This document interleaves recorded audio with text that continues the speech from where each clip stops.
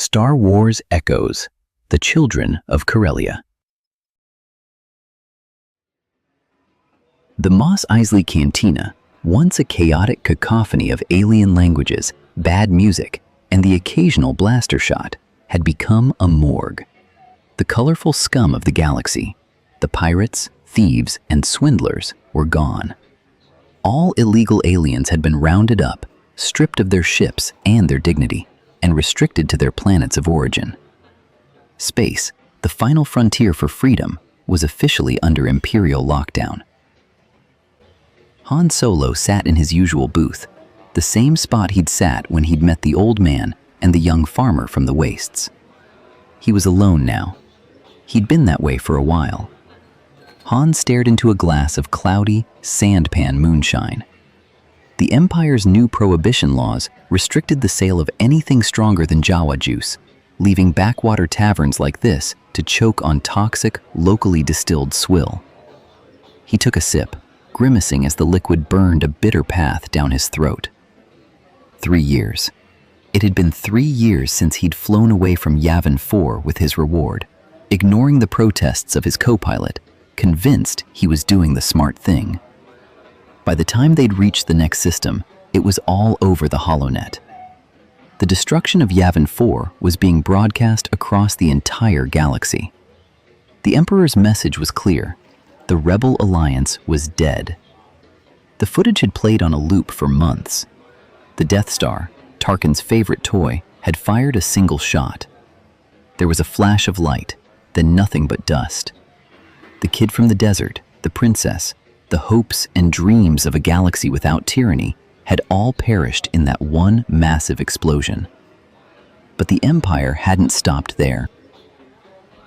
3 other worlds quickly fell to the might of Tarkin's superlaser, serving as brutal examples against the futility of resistance. Sullust, Nar Shaddaa, Malastare. The free peoples of the galaxy quickly fell in line. The Hutts, the criminal syndicates, even the isolationist Chiss ascendancy, all had fallen to their knees, pledging absolute fealty to the Emperor. Han swirled his murky liquor, watching the sediment settle at the bottom of the glass. Coward. That was the last thing Chewie had roared at him before slamming the boarding ramp shut in a nondescript Outer Rim spaceport. Han hadn't argued. The Wookiee had been right. Chewie had gone home to Kashyyyk to aid in the Wookiee uprising, and Han had watched the results on the HoloNet. Hundreds of Wookiee corpses piled up in pits, being systematically incinerated by Imperial flame troopers. He didn't even have a ship anymore. The Empire had seized the Millennium Falcon during a routine security sweep 12 months ago. He hadn't even fought for it. What was the point? Imperial interdictor ships patrolled the hyperlanes, their gravity well projectors poised to snatch any vessel attempting to skip system without the proper transit codes. Is this seat taken? Han didn't look up. The shadow of a slim figure fell over the table, blocking the dim light from the bar. Go space yourself, Han muttered into his glass. I'm not in the mood. The shadow didn't move. Instead, the figure slid into the booth opposite him, the vinyl scraping loudly in the dead cantina.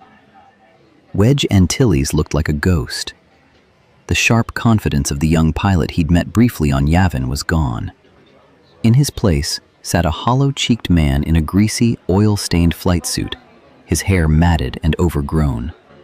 A jagged, poorly healed blaster burn scarred his jawline, and his eyes carried the twitchy, vigilant stare of a man who hadn't slept a full night in years. Han stared at him through the haze of the moonshine, his glass freezing halfway to his lips. I thought you were dead. Almost was, Wedge said.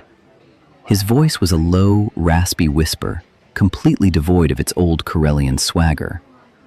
Wedge's face grew dark, his eyes drifting away, staring fixatedly at the carbon scoring on the wall, just inches from Han's head. He began to speak, this tone dropping into a flat, monotonous cadence, almost as if he were talking to himself. The trench was a slaughterhouse, Wedge whispered. My starboard engine was hit and I had to pull out. I told Luke I was sorry, but by the time I'd cleared the magnetic field, the The sky had turned green. There was nothing I could do. He swallowed hard, his jaw twitching. I felt the shockwave hit my tail and waited for the TIE fighters to swarm me. There were dozens of them. I was dead in the water, hyperdrive leaking, shields completely gone. A pair of interceptors lined up on my 6. They had a perfect shot. Wedge's eyes finally locked onto the smuggler. But they didn't take it. They just hovered there, escorted me right to the edge of the system. They wanted a witness, Wedge said, his words tasting like poison. They wanted someone to run away and tell the galaxy exactly what happens to the people who stand up to them. Han's chest tightened, his gut twisting into a cold knot of cowardice and shared guilt. He forced his expression to harden, slamming the glass down to break the stupor. "What do you want, Wedge?" Han snapped, his voice sharper than he intended.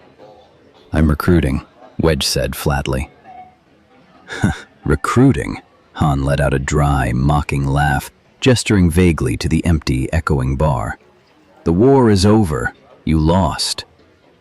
"I'm not talking about the Alliance," Wedge said, leaning forward, his voice dropping again. "I'm talking about a job. My employer needs a pilot. A real pilot." Han shook his head, waving a dismissive hand as if brushing the words away. "Then do it yourself. You're the one who thought you could take on the Death Star." "I'm a starfighter pilot, Han. I fly in straight lines, in formations, against military targets," Wedge countered. "I don't know how to slip through Imperial blockades. I don't know the blind spots in an interdictor's gravity well, or how to forge Imperial transit codes.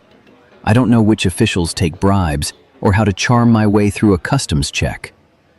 Han sneered, the bitter taste of moonshine burning the back of his throat. He leaned back in his seat, crossing his arms, hiding the slight tremor in his hands. "Sorry, pal. You're wasting your time," Han said, his voice dripping with a cold, dead finality. "I'm not a pilot anymore. I don't even have a ship." Wedge shifted, his boots scraping awkwardly against the grit on the floor. He adjusted his weight on the cracked vinyl, looking unsure of himself, as if the sheer weight of Han's defiance were a physical barrier. He raised 2 fingers, making a subtle, sharp gesture toward the shadows near the back of the cantina. A hooded figure rose from a booth in the far corner. It moved with the unmistakable grace and quiet confidence of immense wealth. The figure was draped in a heavy, charcoal-colored traveling cloak, the hood pulled down low enough to swallow their features entirely. They stopped at the edge of Han's table, pausing for a fraction of a second before pushing the hood back. The dim light of the cantina caught the sharp, aristocratic lines of her cheekbones, her dark eyes, and the cool, calculating smile she'd worn the last time he'd seen her, the day she'd broken his heart. Han's breath hitched, dying in his throat. The glass of moonshine slipped from his fingers, clattering against the table and spilling its contents across the surface. "Qi'ra?" Qi'ra looked down at the spreading puddle of moonshine, her expression a mix of pity and sharp amusement. "You never could handle your drink, Han," she said, her voice smooth, cutting through the stagnant air like a vibroblade. Han scrambled to his feet, his limbs flailing awkwardly as he wrestled himself out of the narrow booth. "Qi'ra, what the hell is this? What are you doing here? What are you doing with him?" He pointed a trembling finger at Wedge. "Survival, Han. You should know all about that," Qi'ra said, calmly sliding into the booth beside Wedge. "The syndicates are gone. Crimson Dawn, the Pikes, the Hutt cartel, all dead and scattered to ash. The rebellion failed. The Empire has won." "I don't care about the Empire," Han growled, though his eyes locked onto hers, desperately searching for the girl he'd known on Corellia. "You'll care about this," Qi'ra said flatly. "They're building something. We don't know what, but they're stripping entire sectors of Kyber, refining it in quantities we've never seen before. They're shipping it to the deep core. Wedge can get us the military clearance to reach the sector, but his starfighter can't haul what we're planning to steal. And no Academy pilot has the stomach to navigate a black hole cluster blind." We need you, Han. I told him, Han said, his voice a defensive, raspy whisper. I'm not interested. The Falcon is gone, Qi'ra. The Empire took her. Qi'ra smiled, a warm flash of perfect teeth. She reached into her cloak and tossed a thick, standard-issue Imperial security cylinder onto the table. It rolled through the spilled moonshine, bearing the flashing digital signature of the Mos Eisley Imperial impound lot. The Millennium Falcon is waiting in Docking Bay 42. She has a full tank of fuel and a wiped transponder, Qi'ra whispered. The guards are already paid off. She's yours, Han, but only if you agree to this mission. Han stared at the cylinder, the key to his ship. The temptation flared in his chest, urging him to grab it and run, but the memory of the HoloNet broadcasts of Yavin, Sullust, Nar Shaddaa, and Malastare, of the thousands of Wookiees burning on Kashyyyk, smothered it. I can't, Han said, his voice cracking with a sudden raw grief. Chewie's gone, Qi'ra. I saw what they did to Kashyyyk. I can't do this without him. Wedge leaned forward, his eyes burning with a sudden, sharp intensity. Where do you think we got our intel? Han blinked, thrown entirely off balance. What? Think about it, Han, Wedge urged, the defeatism completely gone from his voice. The Wookiees are unmatched in labor and technical ability. If the Empire wanted them dead, why not park the Death Star in orbit around Kashyyyk and turn their planet to dust? The broadcasts were a lie, Qi'ra chimed in quietly from across the table, her dark eyes burning with a sudden, reflected spark. A fabrication designed to break the spirit and hide their true motives. They didn't exterminate the Wookiees, Han. They relocated them. Qi'ra leaned closer, placing her hand right next to the Imperial security cylinder. We started picking up encrypted subspace signals a few months ago. It has taken time to properly decode them, but we believe someone in the deep core is speaking to us, calling out for help. And you think it might be Chewie? Kira's smile returned, softer this time, but no less dangerous. If you want to find out, you're going to have to fly us in and ask him yourself.